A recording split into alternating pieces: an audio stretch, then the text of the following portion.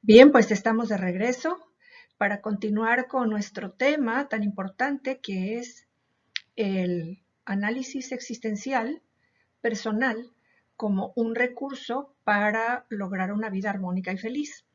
Este tema lo habíamos dividido en tres momentos, en tres secciones. En la primera sección revisamos las ideas que sobre la felicidad se han desarrollado a lo largo del pensamiento.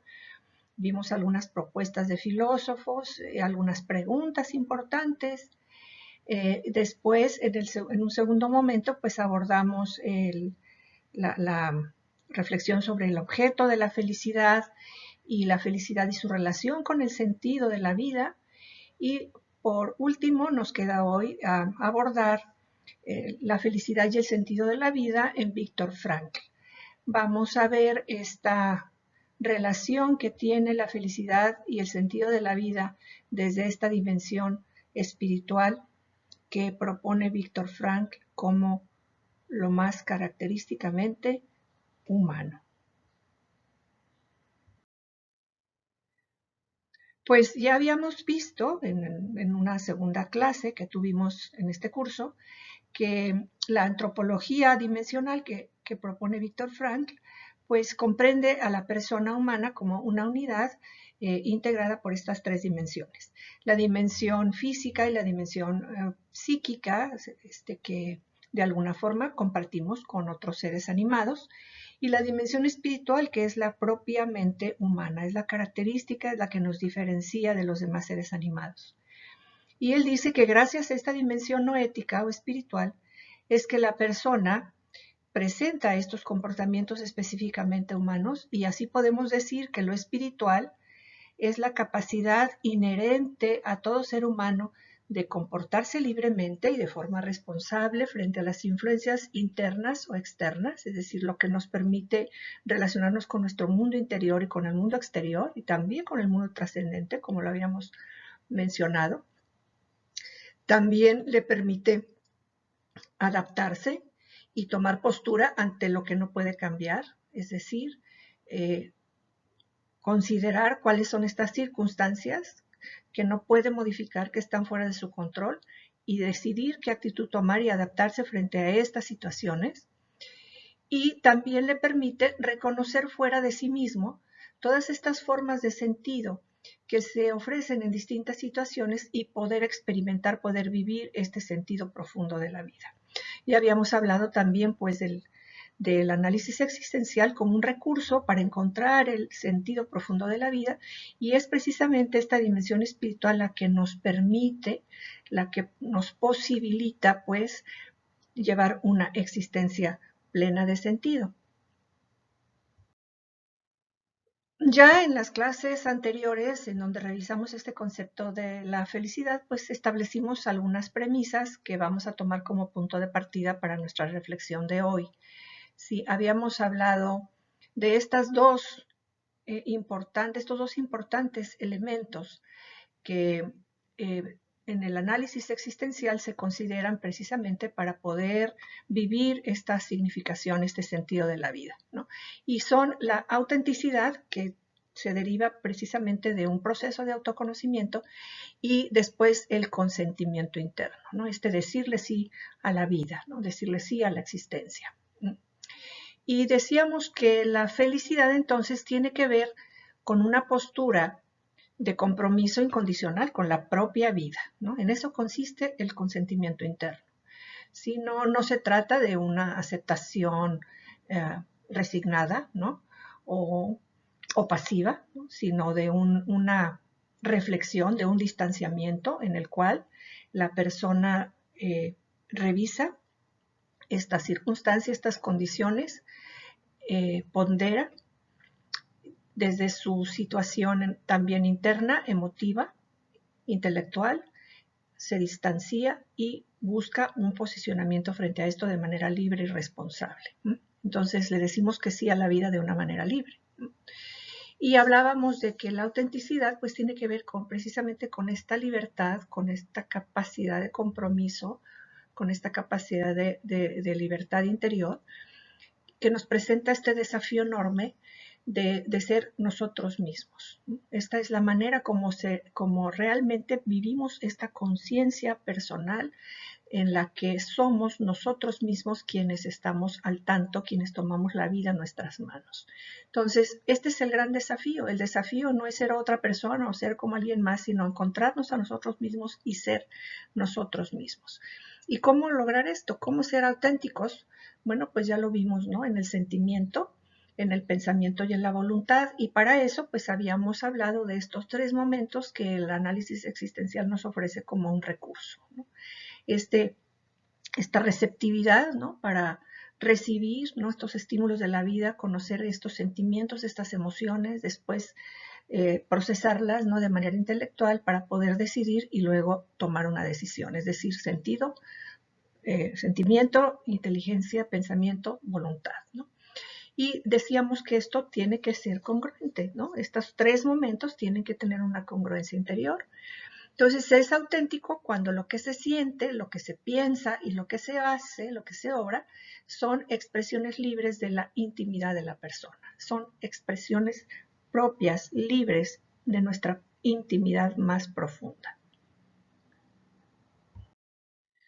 Bien, pues también vimos nosotros que la felicidad tiene una estrecha relación con el sentido de la vida y que tiene que ver también con esta autenticidad y esta congruencia interna que también está referida o también está relacionada y es congruente con nuestros principios y los valores más importantes que orientan nuestra vida, ¿no? Que le dan sentido, que le dan dirección a nuestra vida. Entonces vimos, ¿no? Que esta felicidad, la felicidad a la que nosotros podemos acceder, es aquella felicidad que sucede mientras vamos caminando hacia la meta final. Es decir, no es un algo, no es un resultado, no es un premio, ¿no? A nuestro buen comportamiento o a nuestra perfección humana, ¿no? Sino es todo aquello que sucede mientras caminamos hacia la meta final y que nos permite de alguna forma disfrutar este camino, ¿no? Y hablábamos de este camino, que el estar, esta satisfacción, esta certeza interior de estar en este camino bien orientado por estos principios, por estos valores y por esta congruencia interior, esta certeza, pues, de estar en el camino correcto es lo que no, es esta fuente, ¿no? De tranquilidad y de paz. Y nos preguntábamos, bueno, ¿y cómo sabemos que estamos en el camino correcto? Y nos respondíamos de esta manera, ¿no? El camino correcto, pues, es tu propio camino. Tu camino, tu propio camino es el camino correcto. Y ya nos lo decía León Felipe en el poema que dejamos para revisar, ¿no? En la clase pasada, este poema donde nos dice que no hay 2 caminos iguales, que cada persona tiene su propio camino, que ese es el único camino, es el camino correcto y pues que hay que disfrutar el viaje, ¿no? Entonces, en este sentido, pues vamos a ver que el análisis existencial distingue 2 dimensiones básicas de la experiencia personal. Hay una dimensión psicológica de la experiencia que toma en cuenta si nosotros experimentamos algo, un evento, una situación, de manera agradable o desagradable. Vamos a poner un ejemplo sencillo, ¿no? Cuando tenemos un niño pequeño que lo vamos a llevar al pediatra para que le pongan una vacuna, pues el niño pequeño llora, patalea, no quiere ir, ¿verdad? No quiere que lo inyecten porque le va a doler o ya sabe que le va a doler. Es una experiencia desagradable que no quiere repetir, ¿sí? Y se niega a repetirlo, ¿no? Esa sería la dimensión psicológica. Experimentamos algo de manera desagradable y no queremos saber nada de aquello. Cuando somos mayores, somos adultos, entonces esta dimensión psicológica, ¿sí?, es sobrepasada por esta dimensión existencial de la vida cuando encontramos el significado y el sentido de esa acción que nos desagrada. Es decir, experimentamos aquel evento desagradable como conveniente, como adecuado, como bueno para nosotros, para conservar nuestra salud y proteger nuestra vida. Entonces le encontramos un significado, le encontramos un sentido y aceptamos, ¿no? Le decimos sí, damos ese consentimiento interno a esa situación desagradable o dolorosa momentánea, porque está en función de un bien mayor. Entonces, esta dimensión existencial es precisamente la dimensión que está fundamentada en este desarrollo, ¿no?, de la dimensión espiritual, de la madurez, de la autonomía, de la conciencia. Entonces, estas dos dimensiones, nos dice el análisis existencial, pues a veces están en conflicto, ¿no? Este ejemplo que di, pues es un ejemplo muy sencillo, pero aún como adultos nos encontramos a veces con eventos, con situaciones que desde la dimensión psicológica nos parecen absolutamente desagradables, ¿no? Pero sin embargo tenemos que transitar por ellos como algo conveniente para un bien mayor. Y esto en el análisis existencial pues lo vamos a revisar, ¿no?, a la luz de un autor, de un psicoterapeuta alemán especialista en análisis existencial, que nos va a dar las pautas para poder comprender este sentido de la felicidad en la logoterapia. Y para abordar este tema, ¿no?, a la luz de este autor, de este psicoterapeuta que es Christoph Kolbe, pues vamos a anotar aquí dos factores significativos de la felicidad que ya habíamos abordado anteriormente, ¿no? Este carácter esquivo que tiene la felicidad, entendido como este carácter de la felicidad que mientras más la perseguimos, mientras más la buscamos, más la perdemos, ¿no? En lugar de encontrarla, la perdemos, como lo vimos en este video animado del ratoncito, ¿no?, que anda como loquito buscando la felicidad en todos lados, ¿no?, y finalmente resulta esclavo del consumismo y de su propio vacío interior. Entonces, no logra la felicidad, al contrario, ¿verdad? Por esta búsqueda incesante, pues se pierde, ¿no?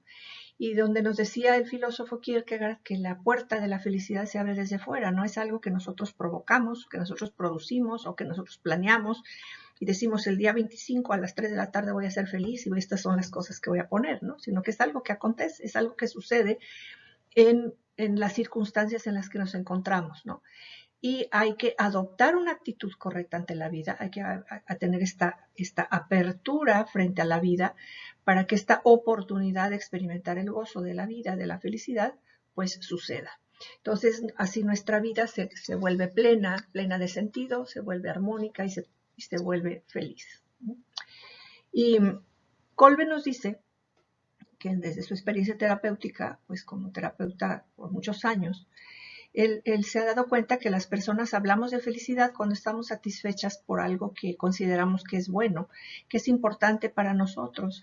Dice, de tal manera que ante cualquier perturbación o contratiempo en ese momento, ¿no?, no afecta el estado de ánimo. Es decir, estamos tan felices, ¿no?, estamos tan completamente felices por ese motivo que aunque tengamos otros contratiempos pequeños o situaciones personales incómodas, pues no nos afecta esta felicidad básica general, ¿no? Dice, porque la felicidad como tal, ¿no?, desde este sentido de la existencia, no desde el sentido psicológico, ¿no?, de estas dos dimensiones que habíamos visto, dice, la felicidad en la dimensión existencial es una conexión profunda con aquellas causas que la producen, con aquellas causas que la provocan. No es solo un estado, un sentimiento, un estado de ánimo en sí mismo, como sería en el nivel o en la dimensión meramente psicológica. Entonces, esta felicidad que acontece en esta dimensión existencial es una felicidad que es mucho más profunda, mucho más duradera. Y bueno, pues vamos a ver ahora lo que nos propone Christoph Kolbe en este capítulo segundo que está a su cargo. Él desarrolla este capítulo segundo en este libro maravilloso que se llama Living Your Own Life, que editaron dos autores en donde varios especialistas hablan de diferentes aspectos del análisis existencial. Y que es el capítulo segundo sobre el sentido de la vida y la felicidad, que es el que vamos a seguir nosotros esta mañana como nuestra orientación para la reflexión. Kolbe es un psicoterapeuta alemán que nació en 1955, además es profesor universitario y tiene su práctica privada y además pertenece a otras organizaciones.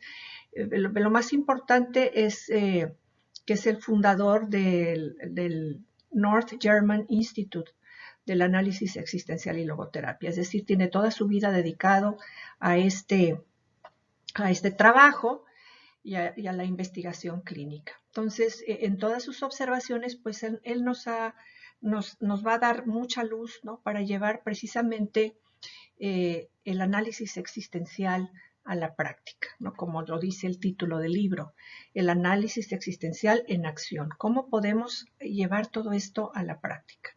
Y en términos de la felicidad, pues él en la introducción a su capítulo nos dice con muchísima claridad que este asunto de la felicidad pues no se puede realmente enseñar, ¿verdad? Nadie te puede decir cómo puedes ser feliz, nadie te va a decir cómo ser feliz, ¿no? Dice, ni siquiera el terapeuta lo puede hacer, ¿no?, porque sería demasiado arrogante. Esto es algo que cada persona pues, debe ir descubriendo, ¿no?, conforme va avanzando en su vida.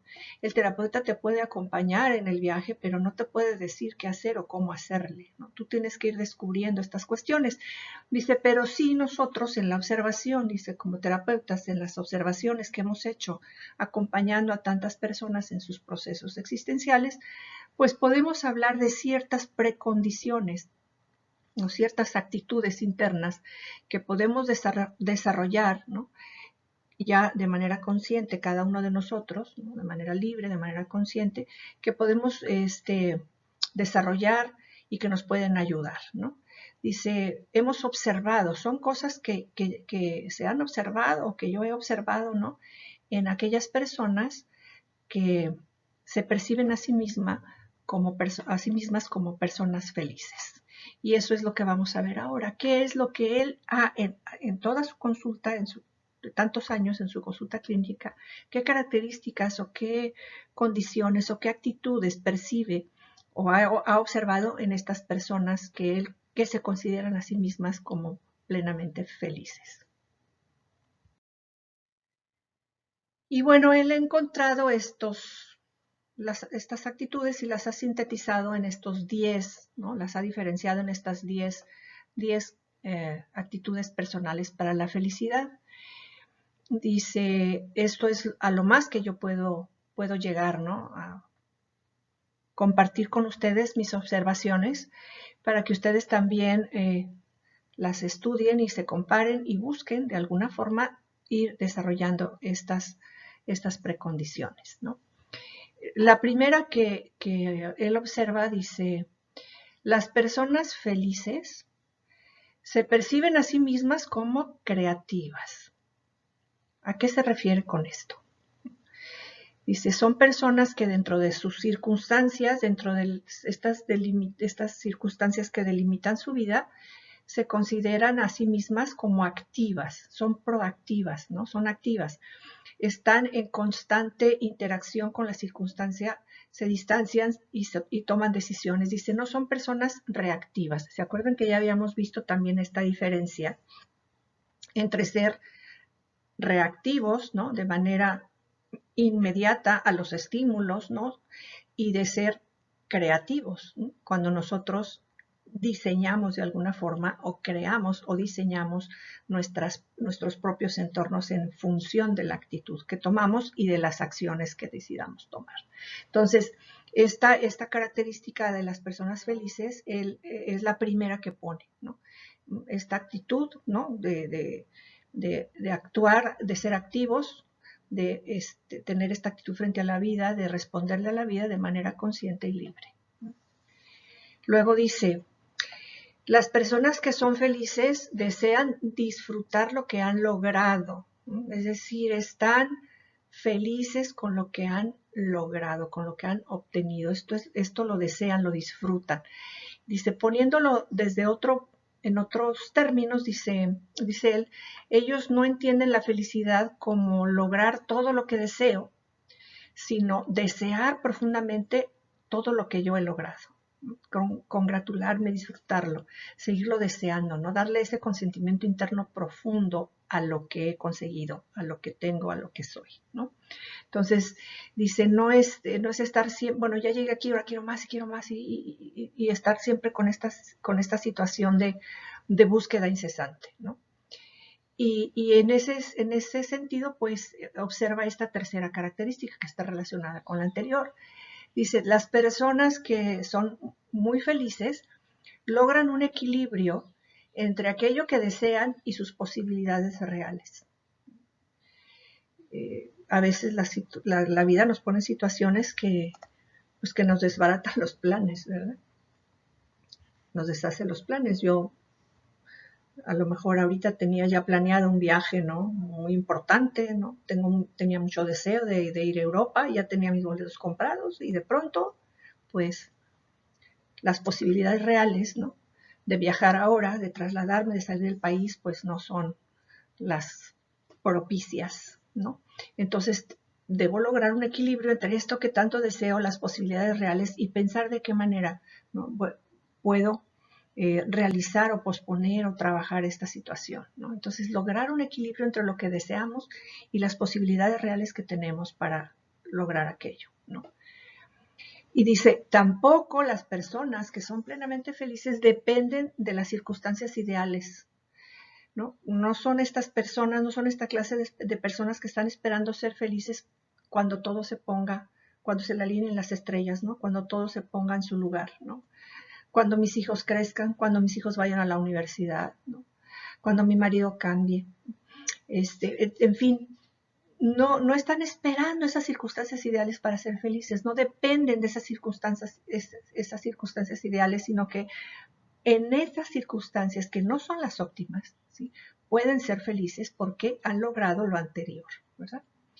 Dice, también ha visto que el trabajo es una fuente inagotable de felicidad. Una persona que está trabajando, que siente que está haciendo algo para bien de los demás, que está haciendo actividades de beneficio para su comunidad, es una persona que tiene satisfacciones.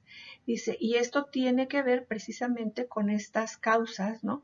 O estos motivos que nos permiten ser felices, esta satisfacción interior de saber que estamos haciendo, que estamos experimentando algo que es bueno para mí y que también es bueno para otros.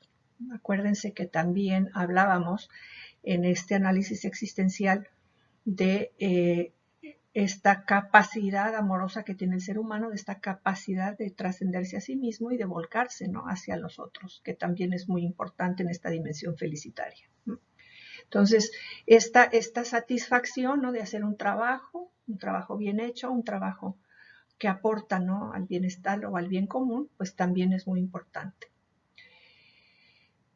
Inclusive, pues el trabajo que hace una mamá en su casa, ¿no? Todo lo que hacemos en función, en beneficio de otros, ¿no? Eso nos debe dar esta satisfacción personal, ¿no? No solamente habla del trabajo que se hace, del trabajo asalariado que se hace fuera de casa, ¿no? ¿no? Habla de todo tipo de actividad, ¿no? Que está aportando al bien común. Y dice también que las personas felices, todas las personas felices con las que él se ha topado, son personas activas físicamente. Sí, siempre están haciendo alguna cosa, ¿no? Les gusta salir a caminar al parque, les gusta pues tener alguna actividad deportiva, ya sea nadar o jugar al golf o simplemente caminar en el parque, ¿no? Pero son personas que son activas, no son personas que están todo el tiempo sentados frente a un televisor porque ya no tienen nada que hacer ni gusto por la vida, sino que son personas que realmente tienen una actividad importante, ¿no? Que están activas físicamente. Luego, también dice que ha observado otra característica de que estas personas son capaces de soltar, ¿no? Aunque quieran algo mucho, dice, no, y no se puede, no se aferran, ¿no? Son capaces de soltar, son capaces de relajarse. Si las cosas no salen bien, pues no se quedan empecinadas en aquello, ¿verdad? Son capaces de soltar y de relajarse, ¿no?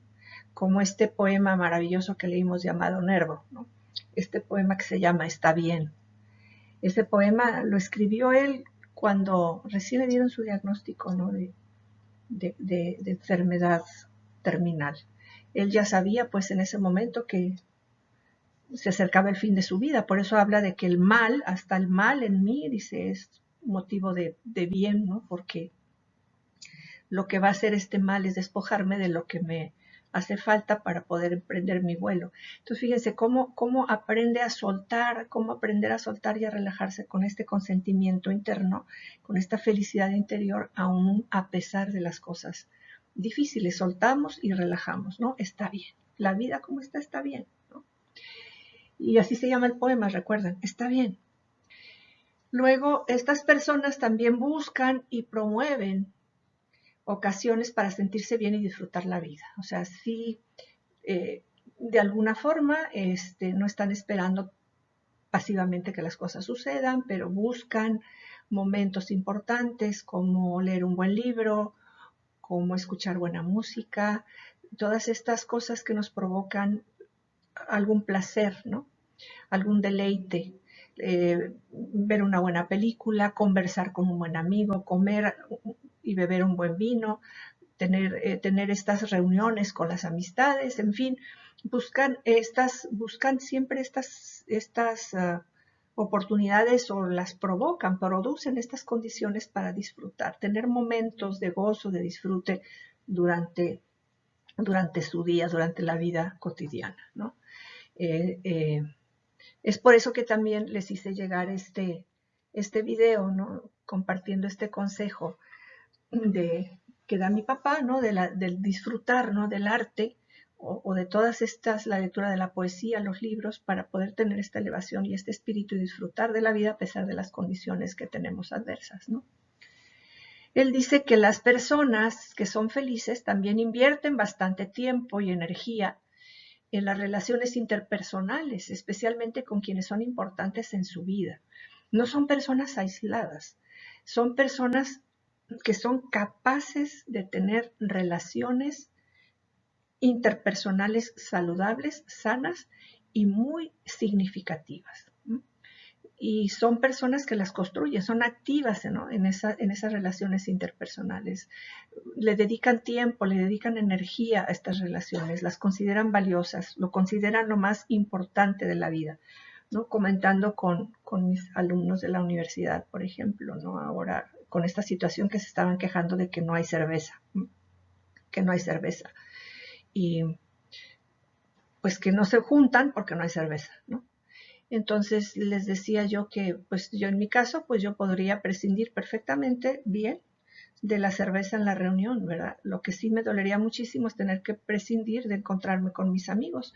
Afortunadamente, pues nos podemos encontrar ahora en las redes, ¿no? Más importante es este gozo, este disfrute de la compañía de otras personas que te quieren y te comprenden, porque el punto número 10, que él lo pone al final, pero que considera el más importante, pues es que las personas más felices, dice, tienen la certeza interior de que son amados.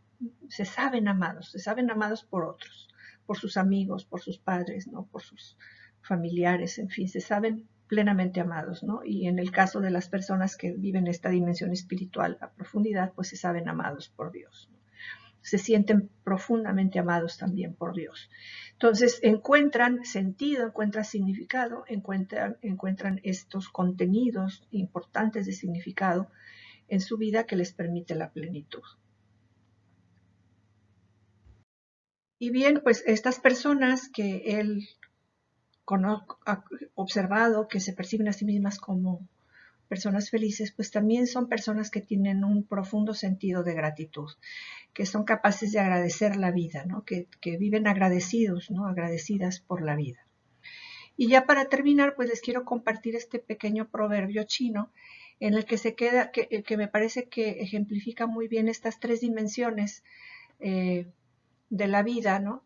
De las que habla Viktor Frankl, ¿no? La dimensión física, la dimensión psíquica y la dimensión existencial, la dimensión espiritual. Él dice, el proverbio chino dice, si quieres ser feliz por una hora, embriágate. Si quieres ser feliz por 3 días, cásate. Si quieres ser feliz siempre, hazte jardinero. Es decir, en esta dimensión física, pues tenemos este placer, este agrado, este placer momentáneo, ¿no? Que dura 1 hora y se va. De los 3 días, bueno, me parece un poco exagerado, ¿no? pero tiene que ver con esta cuestión de la dimensión psicológica, donde nosotros vivimos en esta ilusión, en esta dimensión donde creamos ilusiones, creamos expectativas, y de repente estas ilusiones, estas expectativas pues se van perdiendo, y entonces nos encontramos, ¿no?, de golpe y porrazo con una realidad diferente a aquella que habíamos esperado o que habíamos visto en nuestras ilusiones. Y por eso dice, te dura poco, ¿no? La ilusión del matrimonio, de la fiesta, de la boda, de todo esto, dice, al rato pues esta ilusión, toda esa felicidad, bueno, dice, se acaba porque pues llegas a la realidad, ¿no? Te dura poco. Entonces esta dimensión psicológica. Dice, pero si quieres ser feliz para siempre, hazte jardinero. Es decir, ya estamos en esta dimensión de la existencia, en esta dimensión espiritual, donde tú encuentras el sentido en estar cultivando, en estar produciendo, en estar creando belleza. Y además creando algo para que los demás lo disfruten. Entonces, en este proverbio, pues yo encuentro, en este pequeño, esta capsulita, en este proverbio, pues encuentro mucho sentido para acabar de comprender y cerrar pues todo lo que hemos conversado y platicado el día de hoy. Espero que haya sido de su agrado y pues muchísimas gracias.